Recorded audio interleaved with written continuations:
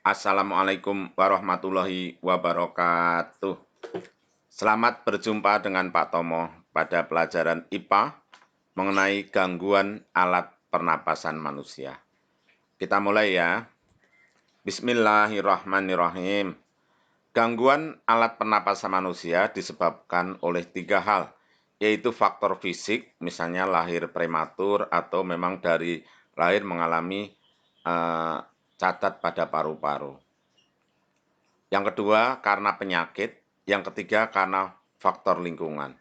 Lingkungan itu bisa karena ada debu, banyak asap, gas, dan lain sebagainya. Penyakit pada alat pernapasan manusia antara lain asma, terus pneumonia, ini salah nih tulisannya, pneumonia, terus bronkitis, influenza, TBC atau tuberkulosis, terus ada lagi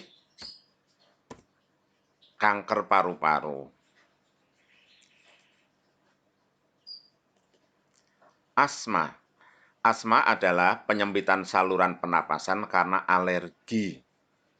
Jadi bukan karena kuman, bukan karena infeksi ya. Penyebabnya gara-gara udara dingin, terus saluran napasnya jadi menyempit, terus susah napas. Mungkin karena debu, gara-gara ada debu terus alergi ya, terus menyempit. Mungkin karena asap, mungkin karena bulu binatang. Nah, gejala asma yaitu sesak napas, napas berbunyi, batuk, terus sulit tidur. Pengobatannya ada macam-macam, diantaranya minum obat, kalau nggak salah minumnya obatnya Teosal kalau nggak salah ya. Ada juga inhaler disemprot di mulut. Ada juga yang dihisap di hidung. Ada juga nebulizer kayak diuapin gitu, diasepin gitu ya pakai alat ya.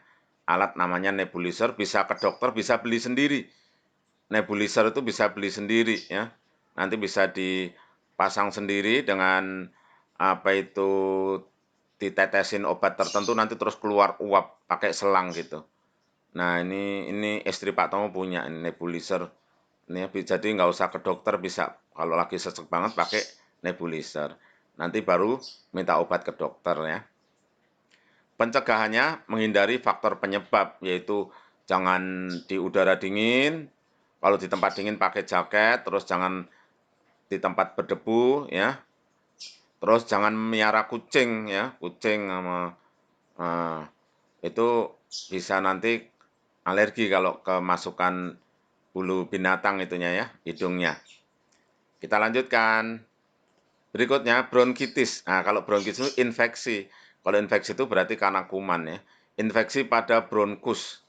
Terus bronkusnya meradang, membengkak ya. Gejalanya sakit pada tenggorokan, terus batuk, demam, sesak napas, terus ingusan, keluar ingus. Pengobatan dan pencegahan. Pengobatannya minum obat dari dokter. Pasti obatnya kalau infeksi antibiotik ya.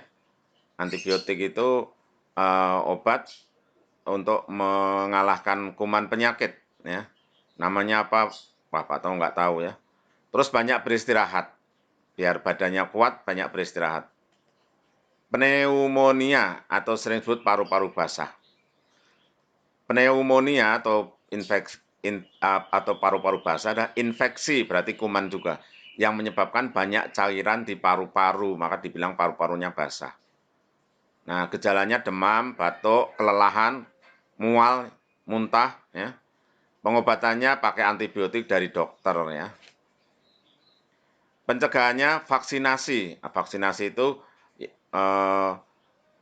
dalam keadaan sehat diberi malah diberi vaksin. Vaksin itu semacam ini kuman dari pneumonia itu yang dilemahkan, dimasukkan ke tubuh supaya tubuhnya terlatih melawan ini kuman pneumonia.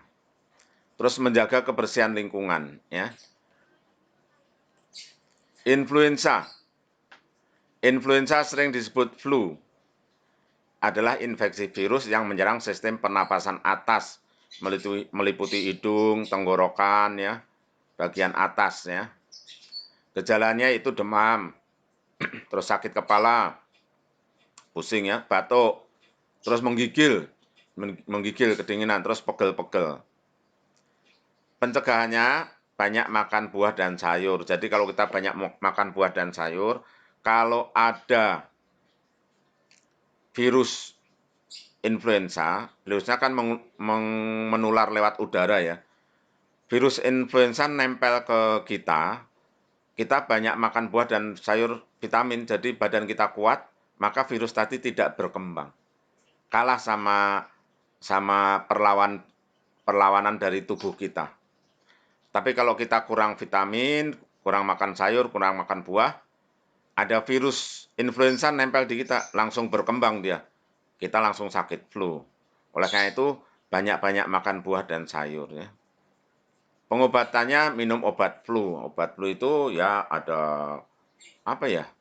Ada macam-macam ya. Ada Prokol ya, ada Budrek. Aha, banyak deh macam-macam. Tapi lebih bagus minum obat itu obat yang disarankan dokter. Memelihara kesehatan alat pernapasan. Nah, yang pertama kita harus menghindari zat pengganggu karena gangguan pernapasan bisa karena zat pengganggu yaitu asap, terus debu, terus asap rokok. Nah, itu dapat mengganggu kesehatan alat pernapasan. Terus kemudian makan makanan bergizi. Itu menyebabkan kalau ada virus-virus kayak virus flu segala macam, itu virusnya nggak mempan, nggak bisa berkembang kalau badan kita kuat, ya dia virusnya nempel aja terus dia kalah sama kekuatan badan kita. Kalau badan kita kurang gizi, maka virus tadi lebih kuat dari perlawanan badan kita. Antibodi pada badan kita kalah. Maka sekali lagi harus makan yang cukup. Buah, sayur harus mau ya. Kemudian istirahat yang cukup. Kalau badan kita lelah, daya tahannya juga akan lemah. Kemudian menjaga kebersihan karena virus itu banyak berkembang di tempat yang kotor.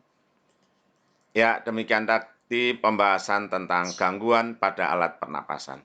Sampai sini dulu ya. Jangan lupa subscribe, tekan tombol lonceng, tekan tombol like ya.